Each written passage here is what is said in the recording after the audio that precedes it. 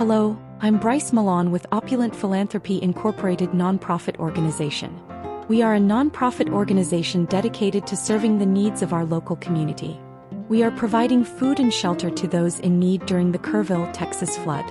We are committed to making a positive impact on the lives of those around us. By supporting Opulent Philanthropy Incorporated, you are supporting your community. Kerrville, Texas Disaster Relief Fund. We have provided shelter and over 1 million meals during these disasters.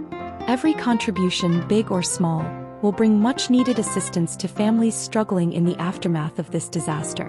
Texas Guadalupe River flood leaves at least over 100 dead across 2 counties.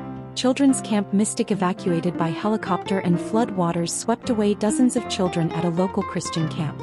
Between more than 127 from Camp Mystic people remain missing from Camp Mystic, an all-girls private Christian camp along the Guadalupe River. Major damage is being reported along the Guadalupe River. Homes near the river have been inundated with water, some swept off their foundations, while others remain surrounded by debris and mud. We are a non-profit organization dedicated to improving the lives of people in need. If you would like to donate, please visit us at www.opulentusa.org/Texas. Thank you.